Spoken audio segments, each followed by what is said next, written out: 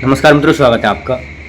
जैसा कि आप जानते हैं, नित्य प्राय जब भी आते हैं कुछ विशेष लेकर आते हैं, कुछ नया लेकर आते हैं, आपके लिए इन्फॉर्मेटिव और मोटिवेटेड करने वाला। तो इस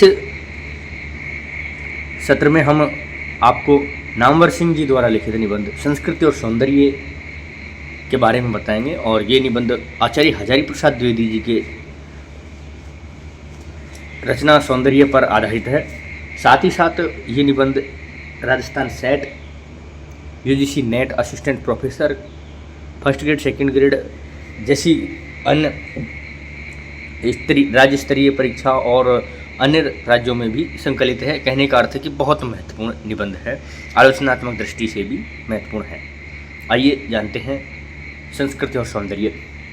अशोक के फूल केवल फूल की कहानी नहीं, भारतीय संस्कृति का एक अध्याय है। और इस अध्याय का अनंग लेखन पढ़ने वाले हिंदी में पहले व्यक्ति हैं हजारी प्रसाद द्विवेदी। पहली बार उन्हें ही यह अनुभव हुआ कि एक एक फूल, एक एक पशु, एक एक पक्षी न जाने कितनी स्मृतियों का भार लेकर हमारे सामने उपस्थित है। अशोक की भी अपनी स्मृति परंपरा है, आम की भी अपनी भी है, बकुल की भी है, चंपे की भी है। क्या हमें मालूम है? जितना मालूम है उसी का अर्थ स्पष्ट हो सकता है।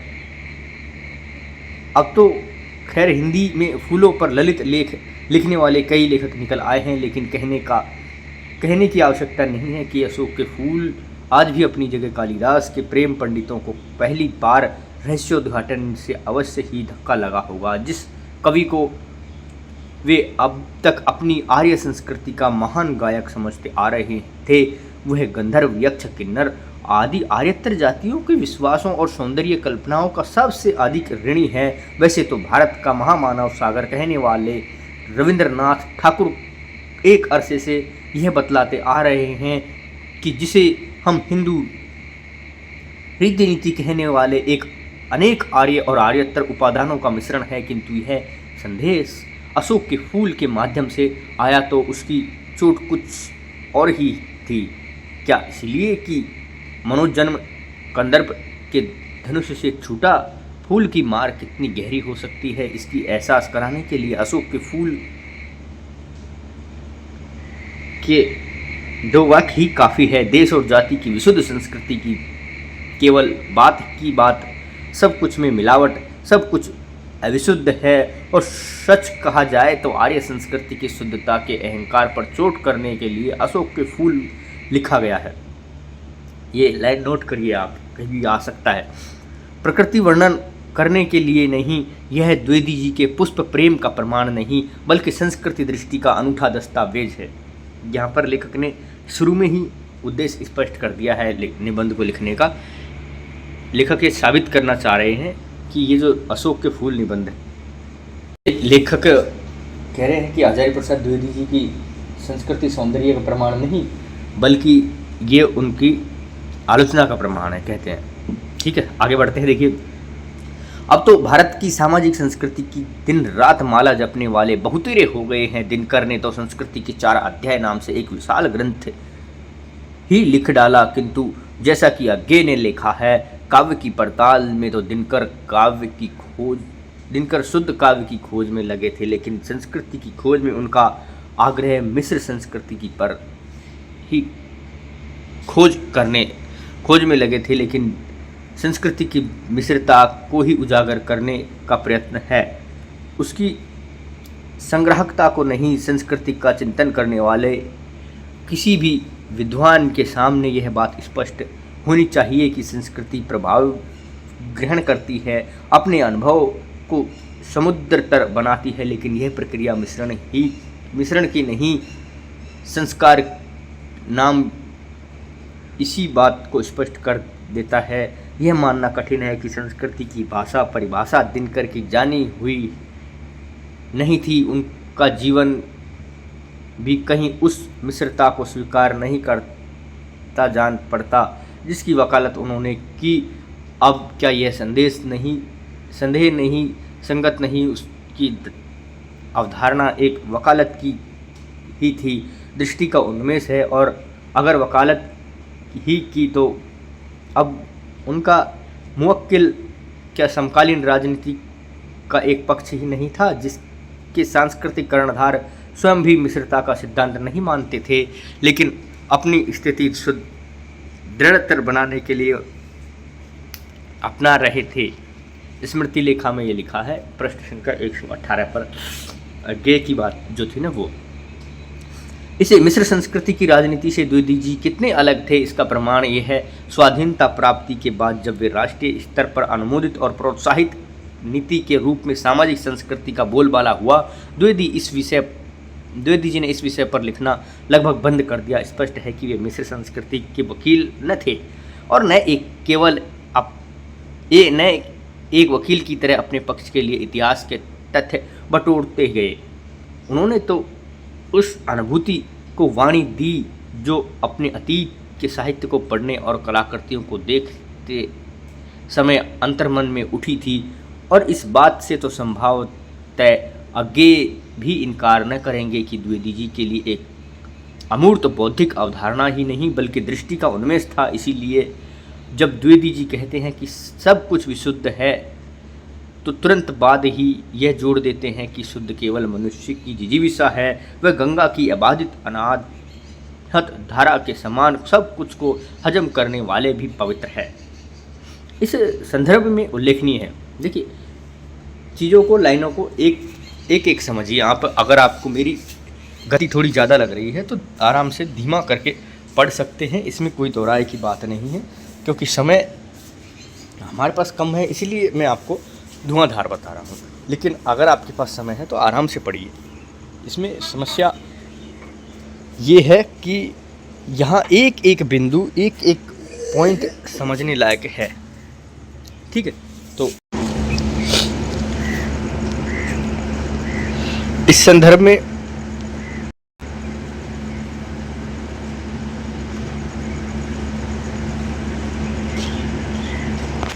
में उल्लेखनीय है कि जहां अज्ञेय संस्कृति की केवल संग्राहकता की हिमायत करते हैं, वहां द्विवेदी जी त्याग का जिक्र करना नहीं भूलते।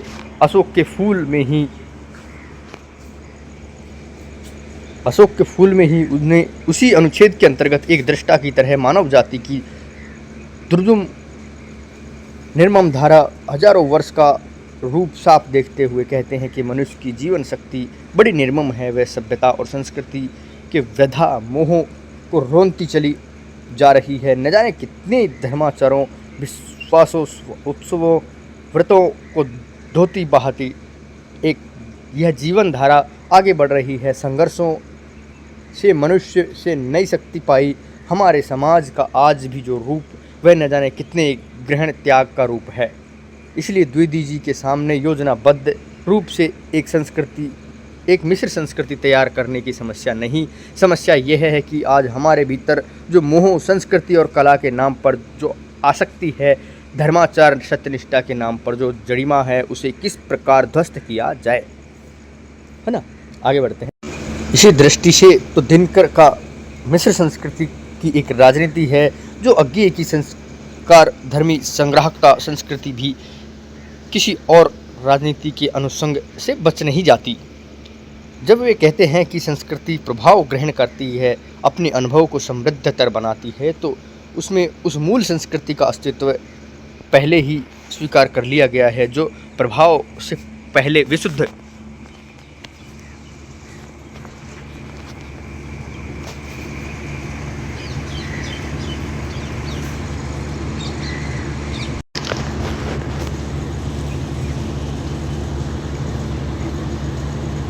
अपने अनुभव को समृद्धतर बनाती है। यहाँ तक तो हमने पढ़ ही लिया था। उसमें एक मूल संस्कृति का अस्तित्व पहले ही स्वीकार कर लिया गया है, जो किसी प्रभाव से पहले विशुद्ध और आकस्मिक नहीं, कि अज्ञेय द्वारा स्थापित वत्सल्य निधि की हीरानंद शास्त्री नामक स्मारक व्याख्यानमाला के प्रथम आयोजन में प्रकाशिकीय भारतीय परंपरा के मूल स्वर में डॉक्टर गोविंद चंद पांडे, ये गोविंद चंद पांडे का नाम नोट करिए, ये बहुत आलोचक है उस समय के, लेकिन कोई प्रकाशमान में खास आए नहीं, इसलिए ना। गोविंद चंद पांडे भी लगभग ऐसे ही शब्दों में सामाजिक संस्कृति का विरोध करते हैं। डॉक्टर पांडे ये स्वीकार करते हैं कि विज्ञान प्रविधि भौतिक उपादानों के स्तर पर नाना समाजों में आदान प्रदान अनायास और अपरिचित है और इन साधनों का उपयोग समाज को प्रभावित करता है, किंतु इसके साथ वे यह भी मानते हैं कि अतर्क्य भावों, अनुभूतियों और आध्यात्मिक उपलब्धियों के स्तर पर संस्कृति का वास्तविक मिलन अत्यंत कठिन होता है। पृष्ठ संख्या 18-19 ध्यान रखिए। ये कुल मिलाकर इस विमर्श का निष्कर्षण यह है कि भारतीय संस्कृति की तथा कथित सामाजिक वास्तव में सभ्यता के क्षेत्र में ही लागू होती है और इस क्षेत्र में वह भारत की कोई विशेषता नहीं है। पृष्ठ संख्या 20 पर यह लिखी हुई ये बात है ना। सवाल यह है कि सभ्यता और संस्कृति की जिन दो यूरोपीय अवधारणाओं को डॉक्टर पांडे ने भारत की संस्कृति के विवेचना के लिए अपनाया है, उनका संबंध सभ्यता से ही है या संस्कृति से आदान प्रदान से सभ्यता के ही क्षेत्र में आदान प्रदान होता है। फिर भी जिस तरह राष्ट्रीय स्तर पर अनुमोदित और प्रोत्साहित सामाजिक संस्कृति का विरोध डॉक्टर पांडे ने किया है, उसे किसी अन्य पक्ष की राजनीति की वकालत न मानना अज्ञेय के लिए कठिन होगा। तर्क वही है जिसका इस्तेमाल उन्होंने दिनकर के संदर्भ में किया। यदि दिनकर की सामाजिक संस्कृति का संबंध राजनीति के पक्ष में है तो स्वयं अज्ञेय और गोविंद चंद पांडे की शुद्ध संस्कृति का संबंध भी राजनीति के दूसरे पक्ष से जोड़ा जा सकता है। शुद्ध होने से वह राजनीति से मुक्त नहीं हो जाती, है ना। आगे देखिए, द्विवेदी जी की दृष्टि से संस्कृति का आग्रह एक प्रकार का मोह है जो बाधा उपस्थित करता है संस्कृति में निहित जिस संस्कार की और अज्ञेय ने संकेत किया है उसकी अर्थव्यवस्था से द्विवेदी जी अपरिचित है। यह तो स्वयं अज्ञेय भी न स्वीकार करेंगे। फिर भी उन्हें यह देखकर आश्चर्य न होगा कि उन्होंने अक्सर इस संस्कार में भी बाधा माना है। लखनऊ विश्वविद्यालय के साहित्य का मर्म 1948 शीर्षक व्याख्यानों में उनका जोर इसी बात पर है कि विवेक के परिसंस्करण के लिए किए गए संस्कार भी काल पाकर यानी समय पाकर एक सृजन के ग्रहण के लिए बाधा बन जाते हैं। कहते हैं संस्कार शब्द का प्रयोग करते समय मुझे थोड़ा संकोच हो रहा है। संस्कार शब्द अच्छे अर्थ में प्रयुक्त होता है, परंतु मनुष्य स्वभाव से ही प्राचीन के प्रति श्रद्धापरायण होता है और प्राचीन काल से संबंध होने के कारण कुछ ऐसी धारणाओं को श्रद्धा की दृष्टि से देखने लगता है जो शुरू हुई होंगी तो निश्चय ही उपयोगी रही होंगी, परंतु बाद में उनकी उपयोगिता घिस गई और वे रूढ़ी मात्र रह गई। ऐसे संस्कार जब समय बृहत्तर मानव पटभूमिका पर खड़े नहीं उतरते। इस कालागत संस्कारों की चर्चा करने के बाद वे उन देशगत जातिगत संस्कारों की भी और संकेत करते हैं जो अन्य देश और अन्य जातियों के विश्वासों पर आधारित साहित्य को समझने में बाधक होते हैं। प्रसंग यद्यपि साहित्य का है, फिर भी संस्कार की यह भूमिका संस्कृति के क्षेत्र में स्वीकार की जाती है। इसी प्रकार स्पष्ट है कि संस्कारों के उल्लेख मात्र से संस्कृति के क्षेत्र में दृष्टिगत होने वाली संकीर्णता का परिहार नहीं हो सकता। संस्कार की प्रतिक्रिया अंततः संस्कृति के क्षेत्र में उस शुद्धिकरण की ओर ले जाती है जिसकी परिणति वर्जनशीलता में होती है। वर्जनशीलता क्या होती है ध्यान रखिए, इसको थोड़ा नोट करिए, है ना। हाईलाइट कर रखा है तो नोट करना पड़ेगा।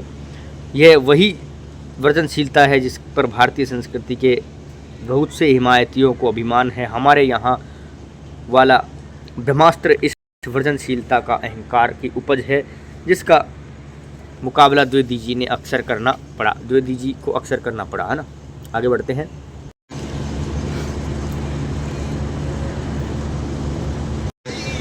देखिए, बहुत क्लेश होने पर भी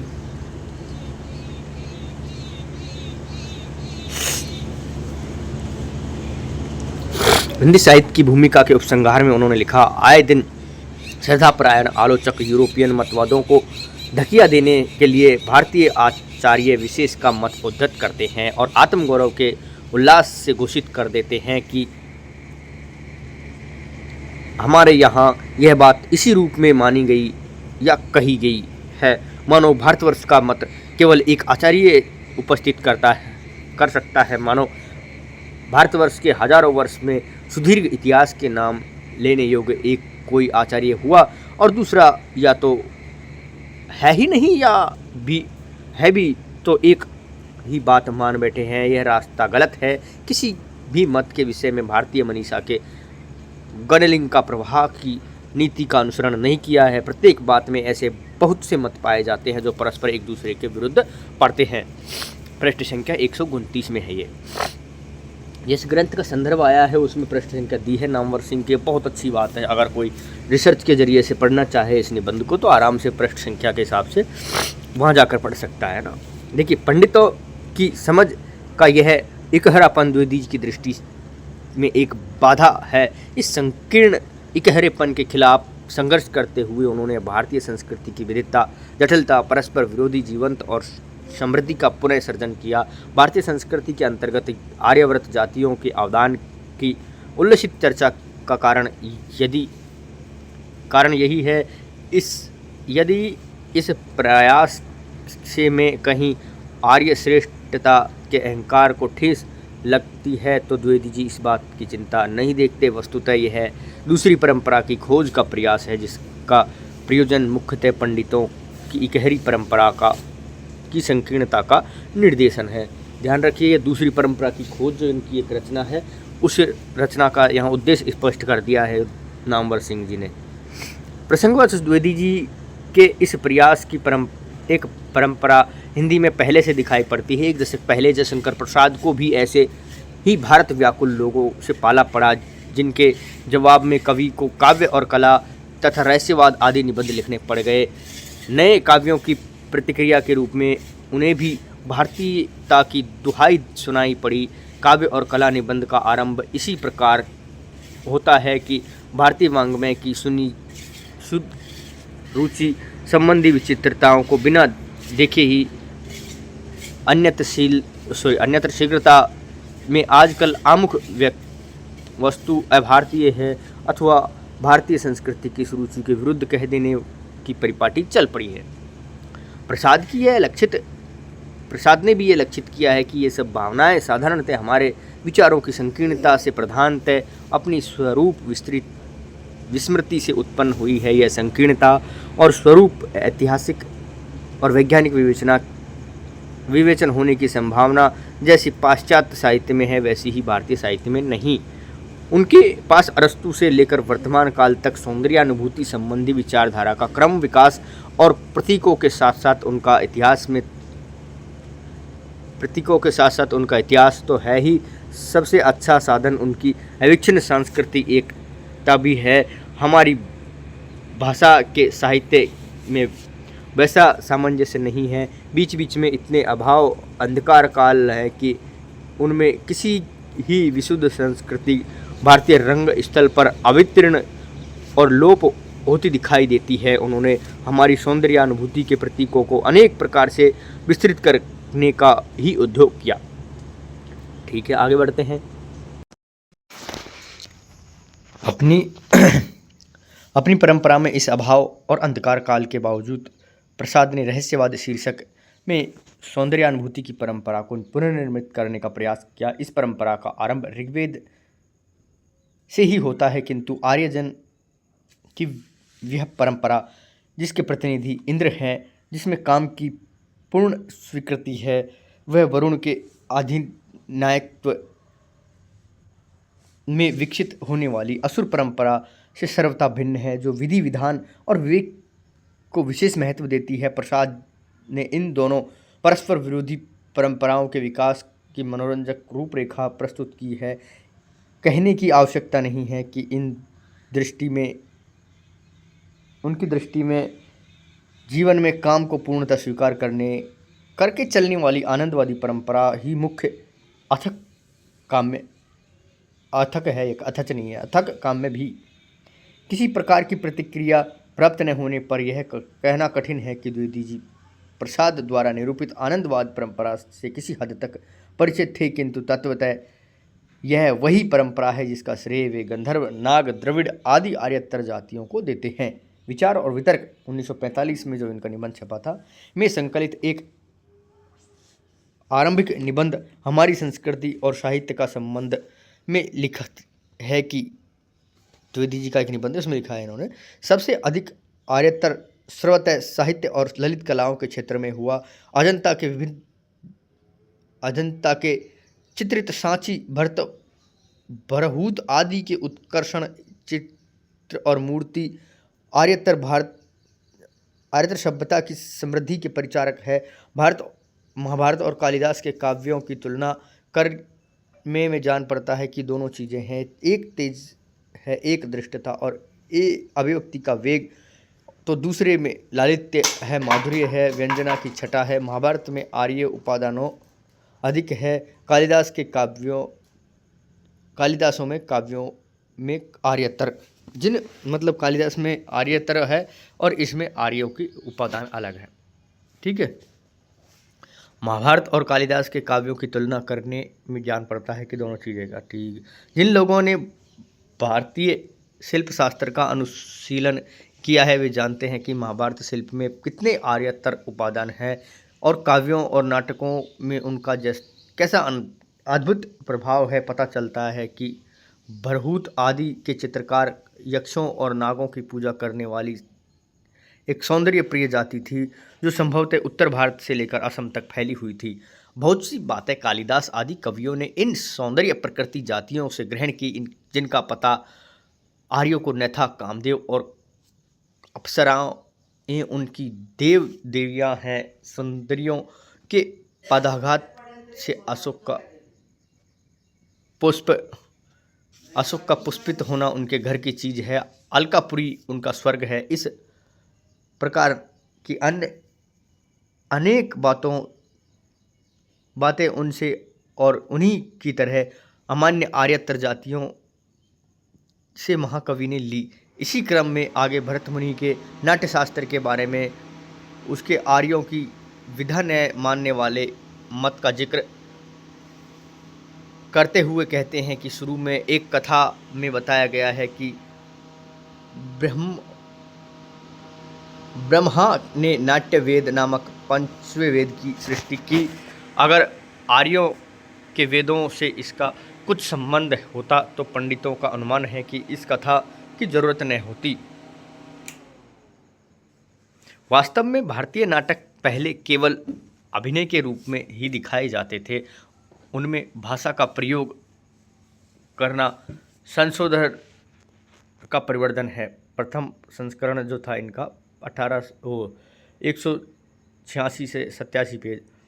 आर्यतर अवदान की इस सूची में यदि भक्ति द्रविड़ उपजी और आभीरों के आराध्य देव बालकृष्ण तथा देवी राधा को जोड़ लें तो हमारी परंपरा में सुंदर माना जाने वाला ऐसा कुछ ही नहीं बचता जो आर्यतर न हो। एक भक्ति काव्य को छोड़कर प्रसाद और हजारी प्रसाद द्विवेदी में इस बात को लेकर कोई अन्य मतभेद नहीं है कि क्या क्या सुंदर है। अंतर केवल यह है कि प्रसाद, जिसे आर्यों की एक समुदाय की परंपरा कहते हैं, हजारी प्रसाद द्विवेदी उसे ही विभिन्न आर्यतर जातियों का अवधान मानते हैं। फिर भी एक बात उभयत्र समानता है कि हमारी परंपरा में जो सुंदर है वह आर्य नाम से प्रचलित मिथक से भिन्न है। इस मिथकीय आर्य से इतनी चिढ़ इसलिए है कि इसे ध्वजाधारियों को सुंदर से परहेज है। जैसा कि प्रसाद ने रहस्यवाद शीर्षक निबंध में स्पष्ट लिखा है कि आनंद पथ को उनके कल्पित भारतीयोचित विवेक में सम्मिलित कर लेने से आदर्शवाद का ढांचा ढीला पड़ जाता है। इसलिए वे इस बात को स्वीकार करने में डरते हैं कि किसी जीवन में यथार्थ वस्तु आनंद है। ज्ञान से व अज्ञान से मनुष्य उसी खोज में लगता है। आदर्शवाद से विवेक के नाम पर आनंद और उसके पथ के लिए जो जनरव फैलता है वही उसे अपनी वस्तु कहकर स्वीकार करने में बाधक है। इसीलिए नैतिकतावादियों को प्रत्युत्तर देने के लिए प्रसाद जी ने यदि सुंदर की परंपरा को अपनी परंपरा के अंदर आर्यतर तत्वों का अभिन्न मिश्रण के रूप में विवेचित किया है। एक प्रकार की परंपरा और दूसरी प्रकार के प्रति परंपरा दो दिशाओं से चलकर एक ही बिंदु पर मिलती है। थोथे नैतिकतावाद के सुंदर विरुद्ध थोते नैतिकतावाद के विरुद्ध सुंदर की प्रतिष्ठा सुंदर को ही लेकर केवल यह सारा विवाद इसलिए है, जैसा कि कहा गया। प्रसाद ने कहा, संस्कृति सौंदर्य बोध के विकसित होने वाली मौलिक चेष्टा है। आगे बढ़ते हैं थोड़ा सा और। निबंध बड़ा है लेकिन बहुत महत्वपूर्ण है, आप मेरे साथ इसे पढ़ते जाइए। यह आकस्मिक नहीं है कि भारतीय संस्कृति के नाम पर केवल नैतिकता की ध्वजा फहराने वाले प्रकृति के सौंदर्य को तो किसी प्रकार सह लेते, पर नारी सौंदर्य के सामने आंखें चुराने लेते हैं। उदाहरण के लिए शुक्ल जी के लोकमंगल की प्रकृति के सौंदर्य के लिए तो पूरी जगह है, लेकिन छायावादियों की कौन कहे स्वयं विद्यापति के लिए तो उन पूरी जगह है, लेकिन छायावादियों की कौन कहे स्वयं विद्यापति और सूर जैसे भक्त कवियों का नारी सौंदर्य भी ग्रहा नहीं है।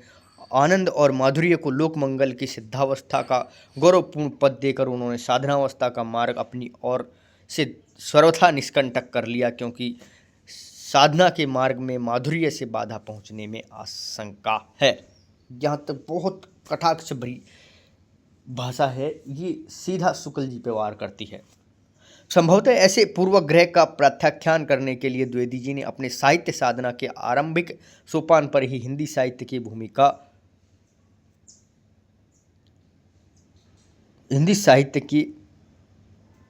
भूमिका के साथ प्राचीन भारत का कला विलास 1940 नामक पुस्तक लिखी, जो आगे चलकर परिवर्धन रूप में प्राचीन भारत के कलात्मक विनोद नाम से छपी। प्राचीन भारत में प्रचलित कलाओं के लगभग 100 संदर्भों का तथ्यात्मक विवरण उपस्थित करने के पहले कलात्मक विनोद में द्विवेदी जी के आरंभ में यह स्पष्ट कर देना आवश्यक समझा कि विलासिता और कलात्मकता, विलासिता एक ही वस्तु नहीं। थोती विलासिता ने केवल भूख रहती है, नंगी बुभुक्षा, पर कलात्मक विलासिता संयम चाहती है, शालीनता चाहती है, विवेक चाहती है, जो कलात्मक विलास की किसी जाति के भाग्य में सदा सर्वदा नहीं जुटता। उसके लिए ऐश्वर्य चाहिए, समृद्धि चाहिए, त्याग और भोग का सामर्थ्य चाहिए, और सबसे बढ़कर ऐसा पौरुष चाहिए जो संस्कृति और सुकुमारता की रक्षा कर सके। परंतु इतना ही काफ़ी नहीं, इस जाति में जीवन के प्रति ऐसी दृष्टि सुप्रतिष्ठित होनी चाहिए जिससे वह पशु सुलभ इंद्रिय वृत्ति को, बाह्य पदार्थों को समस्त सुखों का कारण न समझने में प्रवीण हो चुकी हो। उस जाति की ऐतिहासिक और सांस्कृतिक परंपरा बड़ी और उदार होनी चाहिए, और उसमें एक ऐसा मालिन्य गर्व होना चाहिए जो आत्म मर्यादा को समस्त दुनिया की सुख सुविधाओं से श्रेष्ठ समझता हो, और जीवन के किसी भी क्षेत्र में सुंदर और बर्दाश्त न कर सकता हो। जो जाति सुंदर की रक्षा और सम्मान करना नहीं जानती, वह विलासी भले ही होले, पर कलात्मक विलास उसके भाग्य में बाधा नहीं होता। आगे देखिए, संक्षिप्त में यह उस सौंदर्य बोध की संस्कृति है जिसका अत्यंत संवेदनशील और सूक्ष्म विवरण कलात्मक विनोद के बाद के पृष्ठों में मिलता है, या फिर बाणभट्ट की आत्मकथा, चारुचंद्र लेख पुनर्नवा आदि, अनामदास का पोता जैसी सृजनात्मक कृतियों के उन प्रसंगों में जहाँ नारी सौंदर्य अपने पूरे वैभव के साथ प्रकट होता है तथा नृत्य कला के प्रदर्शन के अवसर अक्सर उपस्थित होते हैं। कहने की आवश्यकता नहीं है कि द्विवेदी जी इस सौंदर्य बोध में सर्वथा शास्त्रीय प्रत्याज्ञान ही नहीं, बल्कि उसमें एक सजग इंद्रिय संवेदन की प्रतिज्ञता भी है। रूप, शोभा, सुषमा, सौभाग्य, चारुता, ललित लावण्य आदि का ऐसा सूक्ष्म परिज्ञान और संवेदन हिंदी में दुर्लभ ही है। बहुत महत्वपूर्ण बात है। हजारी प्रसाद द्विवेदी जी की ये बुराइयां भी कर रहे हैं और प्रशंसा भी कर रहे हैं। चलो कोई बात नहीं, हम आगे बढ़ते हैं हमारे निबंध की ओर।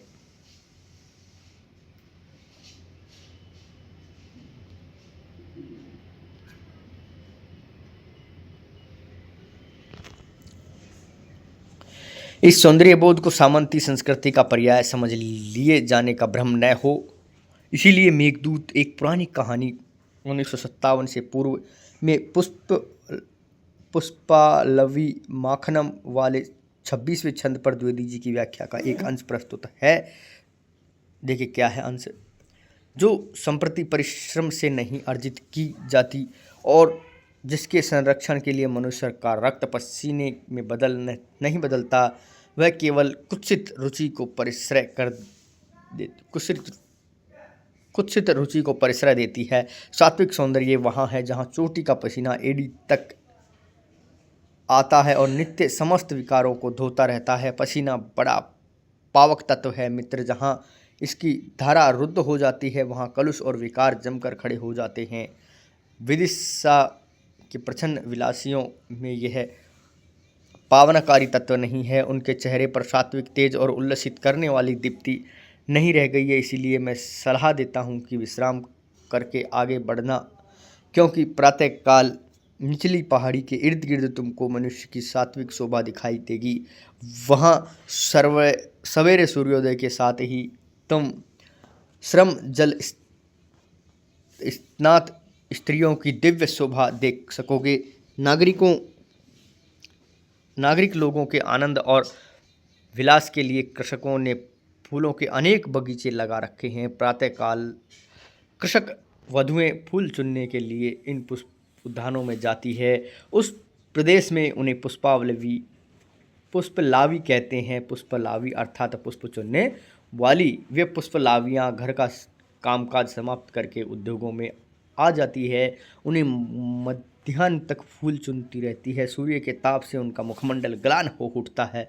गंडस्थल से पसीने की धारा बह चलती है और इस स्वेद धारा से निरंतर संस्पर्श से उनके कानों के आरंभन रूप में विराजमान नीलकंठ मलिन हो उठता है। दिन भर की तपस्या के बाद वे इतना कमा लेती हैं कि किसी प्रकार की उनकी जीवन यात्रा चल सके। परंतु तुमको यह सात्विक सौंदर्य के दर्शन होंगे। उनके दीप्त मुखमंडल पर शालीनता का तेज देखोगे। उनकी भ्रू भंग विलास से अपरिचित आँखों से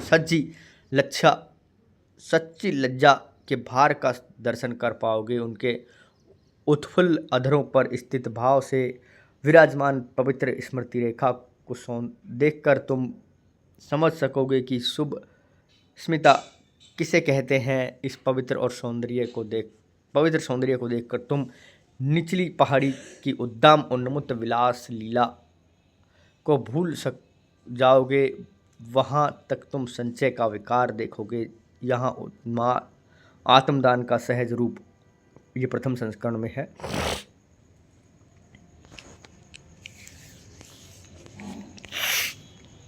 ये जो अभी पद्यांश था हमारा, ये पद्यांश पहाड़ी क्षेत्र को संबंधित है और बिल्कुल प्रकृति सौंदर्य में निखरा हुआ पहाड़ी क्षेत्र, चाहे आप शिमला उत्तराखंड की तरफ माने, चाहे आप थोड़ा सा और जो हमारा पूर्वोत्तर है उसको माने।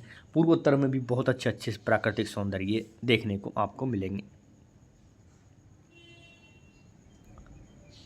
पुष्पलावियों का यह श्रम जल स्नान सौंदर्य कालिदास का नहीं, द्विवेदी जी के कालिदास का सौंदर्य है। क्लासिक परंपरा से फूटती हुई आधुनिकता संस्कृति को संस्कार देने वाली एक और परंपरा, जो अनजाने ही निराला की शाम तर पर बंधा यौवन वाली, वह तोड़ती पत्थर से जुड़ जाती है। इसलिए जो लोग द्विवेदी जी के सौंदर्य संस्कार को रविंद्रनाथ की शांति निकेतन की देन बदलाते हैं, वे आदि बात कहते हैं। शांति निकेतन में चारों ओर संगीत और कला का जो वातावरण था, उसने निश्चय ही द्विवेदी जी के सुप्त सौंदर्य बोध को जागृत किया था। स्वयं द्विवेदी जी ने भी शांति निकेतन के संस्मरणों में आश्रम के उस वातावरण की चर्चा की है। उसमें संगीत जीवन का अविच्छेद्य अंग बन गया है और छोटे छोटे बच्चों को भी सौंदर्य निर्माण की सहज प्रेरणा काम कर रही है। फिर भी उनके अपने सौंदर्य प्रेम का एक बहुत ही बड़ा स्रोत लोक संस्कार था। यही वजह है कि जीवन के संदर्भ में जब भी सौंदर्य सृष्टि की बात उठती है तो वे उसे सामान्य जन जीवन में उतारने की कल्पना करते हैं। इसी दृष्टि से विचार प्रवाह 1959 में संकलित जनता का अंतःस्पंदन शीर्षक से लेख विशेष रूप से उल्लेखनीय है। निबंध इस चिंता से आरंभ होता है कि कुछ ऐसा प्रयत्न होना चाहिए कि इस वंचित जनता के भीतर रसग्राहिता संवेदना उत्पन्न हो, वे सुंदर का सम्मान करना सीखें, सुंदर ढंग से जीवन बिताना सीखें, सुंदर को पहचानना सीखें। सत्याख्यातवादी की तरह द्विवेदी जी कहते हैं कि जीव की जनता के अंतःकरण में अगर सौंदर्य के प्रति सम्मान का भाव नहीं है तो जनता कभी भी सौंदर्य प्रेम नहीं बनाए जा सकेगी। किंतु उनका विश्वास है कि जनता के भीतर वस्तु स्तब्ध पड़ी हुई है, उपयुक्त उद्दीपक के प्रभाव में वह स्पंदित कर नहीं होती है। इस उद्दीपक वस्तु को समाज में प्रतिष्ठित करना वांछनीय है। जनता की प्राथमिक आवश्यकताओं की पूर्ति से बेखबर नहीं है। अनुभव करते हैं कि जिस जनता को पेट भर अन्न नहीं मिलता वह सौंदर्य का सम्मान नहीं कर सकती। नींव के बिना इमारत नहीं उठ सकती। भूखे भजन न हो ही गोपाल। किंतु इसके साथ ही यह भी सच है कि जो जाति सुंदर का सम्मान नहीं जान सकती वह भी नहीं जान सकती कि बड़े उद्देश्य के लिए प्राण देना क्या चीज़ है। वह छोटी छोटी बातों के लिए झगड़ती है, मरती है, लुप्त हो जाती है। कोई बात नहीं, इसमें समझने वाली ज़्यादा बात नहीं है, यहाँ से ज़्यादा प्रसंग नहीं आएगा, है ना। जो अभी कालिदास का प्रसंग चल रहा था उसमें से प्रश्न आ सकता है। आगे देखिए, स्पष्टतः यह दृष्टि उस विचारधारा के नितांत भिन्न है जो जनता को तत्कालीन आर्थिक राजनीतिक आवश्यकताओं की पूर्ति के लिए संघर्ष में उतारने की विश्वासी है, क्योंकि वहाँ यह समझ निहित है कि जनता के बोध स्तर इतना नीचा है कि जनता के अंतःस्पंदन से अपरिचित है। वे सारी शक्ति फोरी लड़ाइयों से क्षय करके कोई जाति क्रांति जैसे बड़े बड़े उद्देश्यों के लिए जान की बाजी लगाती है, तो इसलिए कि वह सिर्फ जीना नहीं चाहती बल्कि सुंदर ढंग से जीना चाहती है। कहने की आवश्यकता नहीं है कि आज भी अनेक राजनीतिक संगठन आंदोलन सिर्फ इसलिए असफल हो रहे हैं कि उनके सामने जीवन का यह बड़ा उद्देश्य नहीं है कि वे सुंदर को एक अतिरिक्त या फालतू चीज़ समझें। द्विवेदी जी भी सौंदर्य को अतिरिक्त मानते हैं, किंतु उनके अतिरिक्त का अर्थ वह है जो आनंदवर्धन लावण्य की परिभाषा में है, किंतु वह वस्तु के प्रसिद्ध अवयवों में से भी नहीं है, उनके अतिरिक्त है और फिर उन अवयवों को छोड़कर नहीं रह सकता। सो सौंदर्य रूप नहीं के लेकिन रूप को छोड़कर रह भी नहीं सकता। इसलिए शास्त्रीय परिभाषा से द्विवेदी जी जीवन के लिए जो निष्कर्षण निकालते हैं वह द्रष्टव्य है। इसीलिए जीवन को सुंदर ढंग से बिताने के लिए जीवन का एक रूप होना चाहिए। बहुत से लोग कुछ भी करने के लिए भलापन समझते हैं, यह गलत धारणा है। सुंदर जीवन क्रियाशील होता है, क्योंकि क्रियाशीलता जीवन का रूप है। क्रियाशीलता को छोड़कर जीवन का सौंदर्य टिक नहीं सकता। द्विवेदी जी के अनुसार इस भाव से चालित जन समाज अंततः राजनीतिक और आर्थिक शक्तियों पर कब्जा करने के प्रयास से कम पर संतुष्ट नहीं हो सकता, क्योंकि समाज व्यवस्था को ज्यों का त्यों स्वीकार कर लेना एकदम असंभव हो गया है। किंतु उन उत्कीर्णवादी क्रांतिकारियों से द्विवेदी जी सहमत नहीं है जो मनुष्य के भविष्य को सुखी बनाने के नाम पर आज उसके सौंदर्य प्रेम को किसी न किसी बहाने कुचल देना चाहते हैं। अंतिम दिनों में लिखित परंपरा और आधुनिकता शीर्षक लेख में कहते हैं कि जो मनुष्य को उसकी सहज काम वासनाओं और अद्भुत कल्पनाओं के राज्य से वंचित करके भविष्य में उसे सुखी बनाने के लिए सपना देखता है, वह ठूंठ तर्कपरायण कठमुल्ला हो सकता है, आधुनिक बिल्कुल नहीं। वह मनुष्य को समूचे परिवेश से विच्छिन्न करके हार्ड मास का यंत्र बनना चाहता है। यह न तो संभव है, न वांछनीय। ये ग्रंथावली से लिया गया है ना, कबीर ग्रंथावली जो इन्होंने संपादित करी थी ना द्विवेदी जी ने, वो। इसलिए द्विवेदी जी मनुष्य की समस्त रचयित्री आनंदनी वृत्ति का विकास समझना आवश्यक समझते हैं, क्योंकि चित्रकला, मूर्तिकला, वास्तुकला, धर्म विधान और साहित्य के मध्य इसी वृत्ति की अभिव्यक्ति मिलती है। यह आकस्मिक नहीं है कि अंतिम दिनों में वे सौंदर्य शास्त्र पर लालित्य मीमांसा नाम से एक पुस्तक लिख रहे थे। अपने प्रिय कवि कालिदास पर कालिदास की लालित्य योजना नामक पुस्तक पूरी करके वे स्वयं लालित्य शास्त्र पर ही व्यवस्थित और सांगोपांग विचार करना चाहते थे। उनके जीवन की उनके जीवन की सुदीर्घ चिंता सुदीर्घ सौंदर्य चिंता और सौंदर्य साधना की यह स्वाभाविक परिणति थी।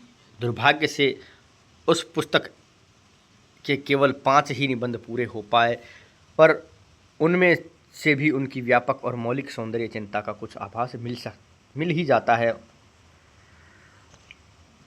उन्हें इस तथ्य का एहसास है कि भारतवर्ष में इस प्रकार के अलग अलग शास्त्र की कल्पना नहीं की गई है, परंतु काव्य, शिल्प, चित्र, मूर्ति, संगीत, नाटक आदि की आलोचना के प्रसंग में वे विविध अगमों में चरम सुंदर तत्व की महिमा बताने के बहाने इसकी चर्चा अवश्य होती रही है। इसलिए अपनी इस छिन्न किंतु समृद्ध परंपरा के आधार पर ही उन्होंने कालिदास चिंतन के भवन निर्माण का प्रयास किया है।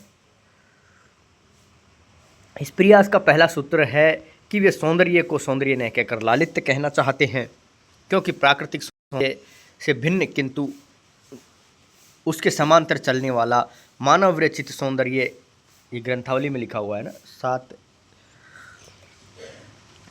भाग में 34वें नंबर पर, उनकी दृष्टि में विशेष महत्वपूर्ण लालित्य वह इसलिए है कि मानव द्वारा लालित्य है सौंदर्य की इस मानवतावादी धारणा का स्रोत द्विवेदी जी ने अपनी परंपरा से ही ढूंढ लिया है। वह स्रोत है भरत मुनि का नाट्यशास्त्र।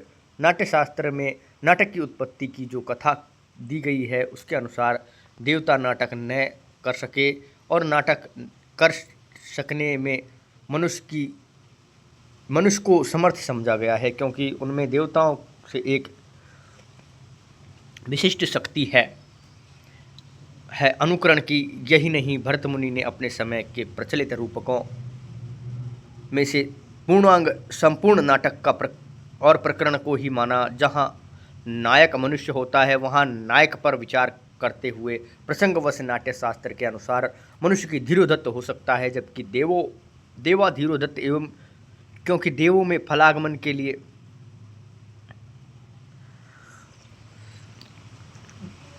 देवाओं में धीरोदत्ता एवं केवल फलागमन के लिए उतावली होती है और धीरोदत्त की भांति धीर भाव से प्रत्यावेश वे नहीं उलझते, मतलब देवताओं में धीरोदत्तता नहीं है। इस प्रकार द्विवेदी जी कला सृजन में मनुष्य की महिमा का सबल विवेक भरत मुनि से प्राप्त करते हैं। सौंदर्य की मनुष्य लालित मानने का दूसरा स्रोत तांडव और लास्य का अंतर है। पुराण गाथा के अनुसार शिव का तांडव रस भाव विवर्जित नृत्य, जबकि पार्वती का लास्य रस भाव समन्वित नृत्य है। द्विवेदी जी इससे यह संकेत ग्रहण करते हैं कि तांडव जहाँ तक मानव पूर्ण तत्व का स्वतः स्फूर्ति विकास है, वहाँ लास्य मानवीय प्रयासों का ललित रूप वहीं, यानी कि 7:31 अंत में अगमों में वर्णित विश्वव्यापिनी सृजनात्मक शक्ति ललिता के प्रभामंडल में मंडित करते हुए मनुष्य निर्मित सौंदर्य तत्व को लालित्य की संज्ञा देते हैं। किंतु कुल मिलाकर समष्टिगत और व्यष्टिगत दोनों स्तरों पर द्विवेदी जी की सौंदर्य दृष्टि मूलतः मानव केंद्रित है, और इसका अर्थ सिर्फ यही नहीं कि सौंदर्य का सृष्टा मनुष्य है, केवल यह है भी नहीं, सौंदर्य की सृष्टि करने के कारण मनुष्य है। द्विवेदी जी की लालित्य मीमांसा का दूसरा सूत्र यह है कि बंधन के विद्रोह है और बंधन विद्रोह व्याकुलता को रूप देने का प्रयास है। 7/38 में है ये। नृत्य के संदर्भ में इस बात को जड़ के गुरुत्वाकर्षण पर चैतन्य की विजेक्षा कहा गया है। 7/28 में है ये। आकस्मिक नहीं है कि द्विवेदी जी ने अपने सभी उपन्यासों में से किसी न किसी बहाने नृत्य का आयोजन किया है। नृत्य भले ही बंधनों के विरुद्ध विद्रोह को व्यक्त करने वाली सबसे जीवंत कला हो, किंतु अन्य कला भी नृत्य के इस धर्म का अनुसरण करती है, यह भी द्विवेदी जी ने यथास्थान स्पष्ट कर दिया है। इस प्रकार द्विवेदी जी की दृष्टि में कला और सौंदर्य ने यथास्थान स्पष्ट कर दिया है। इस प्रकार द्विवेदी जी की दृष्टि में कला और सौंदर्य की सृष्टि विलास मात्र नहीं बल्कि बंधनों के विरुद्ध विद्रोह है, जो शास्त्र समर्थित न होते हुए भी उनकी क्रांतिकारी सौंदर्य दृष्टि का परिचारक है। अंतिम पड़ाव पर आ गए हैं हम। द्विवेदी जी की लालित्य मीमांसा का तीसरा सूत्र यह है कि सौंदर्य एक सर्जना है, मनुष्य की शिश्रिक्षा का परिणाम है। उल्लेखनीय लालित्य मीमांसा के प्राप्त अंशों में सबसे अधिक विचार शिश्रिक्षा पर ही है। ये शिश्रिक्षा क्या है जानना पड़ेगा, जिसका स्पष्ट अर्थ है कि मनुष्य की सृजनशीलता पर क्रिया शक्ति का सहारा लिया गया है, किंतु अंततः इस आध्यात्मिक शब्दावली के बीच से मनुष्य की वह सृजनात्मक शक्ति ही प्रकाशिकी हो चुकी है, जो कला सौंदर्य और संस्कृति के मूल में है। इसी सृजनशीलता के संदर्भ में उन्होंने उन रूढ़ियों की भूमिका पर भी विचार किया है, जो कलाकार के लिए सब समय बाधक ही नहीं होती बल्कि कभी कभी साधक भी सिद्ध हो जाती है। अंत में द्विवेदी जी एक ऐसे समग्र भाव से रूप सौंदर्य की स्थापना करते हैं, जो धर्माचरण, नैतिकता आदि जीवन की सभी प्रकार की अभिव्यक्तियों को छापकर सबको अभिभूत करके, सबको अंतर्ग्रहित करके समग्र भाव का प्रकाश करता है। उन्हीं के शब्दों में, भाषा में, मिथकों में, धर्म में, काव्य में, मूर्ति में, चित्र में बहुधा अभिव्यक्ति मानवीय इच्छा शक्ति का अनुपम विलास ही सौंदर्य की है, जिसकी मीमांसा का संकल्प लेकर हम चलते हैं। 7:34 में है ये। मीमांसा दुर्भाग्यवश अपूर्ण ही रह गई, पर संकल्प सार्थक है। जनता का अंतः स्पंदन ही नहीं बल्कि अन्य रचनाओं के प्रकाशन में भी लालित्य मीमांसा के सूत्रों को देखते तो स्पष्ट है, जीवन का समग्र विकास ही सौंदर्य है। सौंदर्य वस्तु एक सृजन व्यापार है। यह सृजन की क्षमता मनुष्य में अंतर्निहित है। इस सौंदर्य सृजन की क्षमता के कारण मनुष्य ही मनुष्य है। इस सृजन व्यापार का अर्थ है बंधनों में विद्रोह। इस प्रकार सौंदर्य विद्रोह है, मानव मुक्ति का प्रयास है। 1982 में ये लिखा गया है निबंध, और बहुत ही इम्पोर्टेंट है। आचार्य हजारी प्रसाद द्विवेदी जी की तो पूरी की पूरी बातों को इनमें निचोड़ रूप से रख दिया है। कहने का अर्थ है कि पूरे आचार्य हजारी प्रसाद द्विवेदी पर इन्होंने अन्य विद्वानों के संदर्भ दे करके, अन्य ग्रंथों के संदर्भ दे करके, खुद इनके ग्रंथों का संदर्भ दे करके और इनकी ऐसी दृष्टि विकसित करी है कि ऐसा लगता है हजारी प्रसाद द्विवेदी जी को अब और किसी आलोचना की जरूरत ही नहीं है। तो इसी प्रकार की रामचंद्र शुक्ल की आलोचना किसने की है, ये मैं आपके लिए छोड़कर जा रहा हूँ प्रश्न। आप उत्तर दीजिएगा कमेंट बॉक्स में। और अगर आपको वाकई में पता नहीं है कि रामचंद्र शुक्ल की इस प्रकार की जो आलोचना है बारीकी से किसने की है, तो आप कमेंट बॉक्स में कमेंट कर दीजिएगा। मैं आपको अवश्य समझाऊंगा और बताऊंगा कि किसने आलोचना की है, और मेरे पास ऐसी एक पुस्तक भी है। ठीक है, फिलहाल के लिए आप विदा दीजिए। ये सत्र काफ़ी लंबा हो गया है, निबंध काफ़ी लंबा था। आपको अगर थोड़ी सी गति ज़्यादा लग रही है तो आप स्लो करके पढ़ सकते हैं, क्योंकि और अगर कोई अशुद्धि है तो माफ़ फरमाइएगा।